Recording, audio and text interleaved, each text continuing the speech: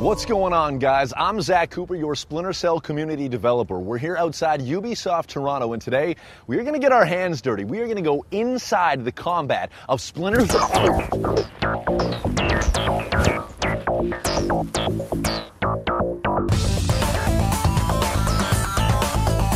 So picking up where we left off, now that I'm fully conscious again. Awesome.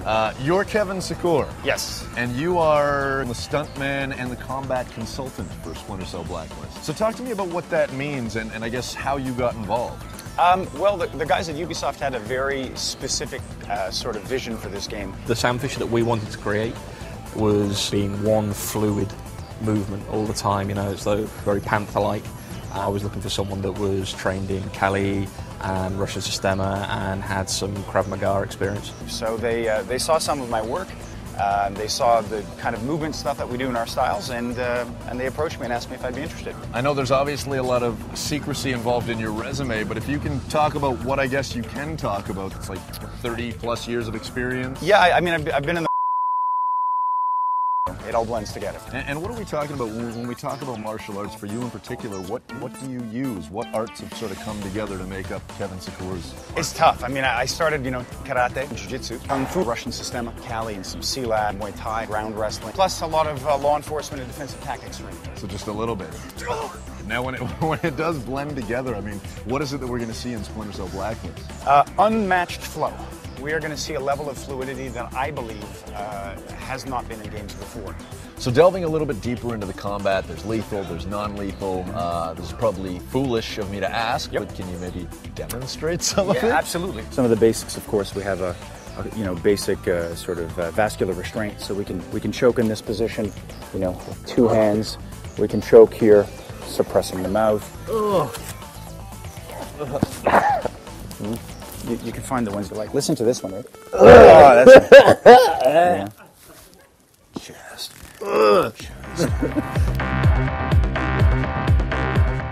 From there, we'd get obviously into the neck break, so there's different ways of using the hands, using the forearm, even using levers in this way to break. So those are some of the basic lethal. And then we get into hits. For non-lethal, we have a number of concussive hits. We have the brain stem. We get into the sort of brachial junction, getting into antagonistic pressure with chin, shoulder hits, hitting this way, hitting this way, hitting with the forearm. So those are some of the basic ones.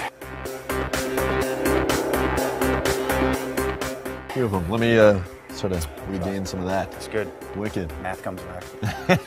All right, so the knife is obviously back. That's a pretty big deal. Talk to me about the karambit, I guess.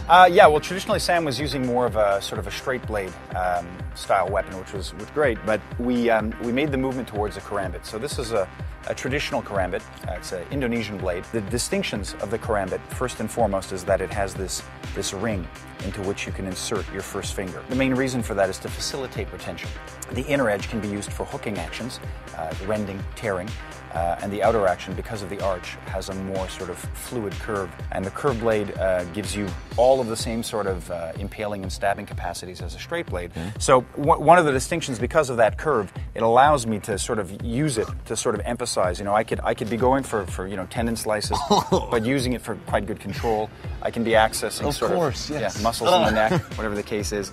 So it gives you a lot more. One of the options you're going to be seeing Sam using quite often is sort of can openers, where he can use the for either intimidation or actually impaling and using it as a handle.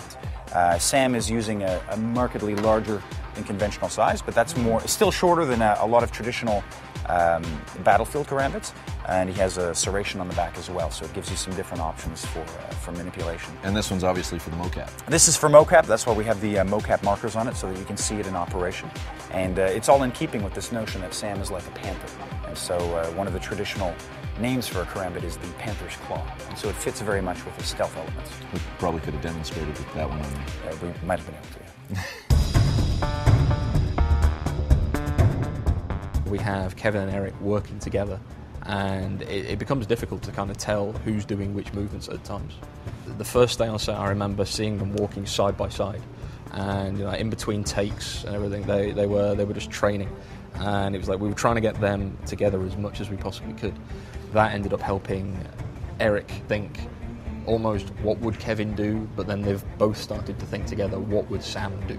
Eric is an absolute gift to this game. He's a joy. I mean, he's a student. He's passionate. He's open.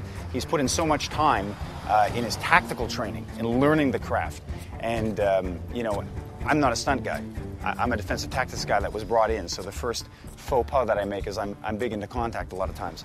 Eric doesn't shy away from it. He goes towards it. There's never been an instance in this game when Eric has done anything other than surprise me with how quickly he's evolving. So he's just, he's embodying, I would say he's channeling his inner Sam Fisher pretty well. I don't want any surprises. I had no idea what I was going to see in Kevin. I was expecting him to be trained.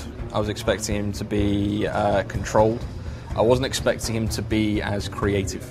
With Kevin, I find that I'll see him do things.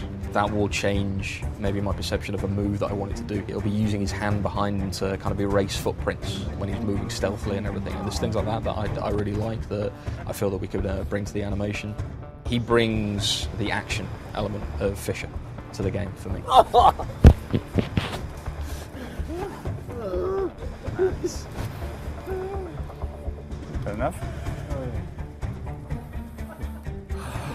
So there it is. Managed to survive the day somehow. We met the man behind the combat of Splinter Cell Blacklist. Thankfully, we'll get to communicate again in the near future. Make sure you let us know what you think on our Facebook page, on our Twitter account, and on the official Ubisoft forums. Until next time.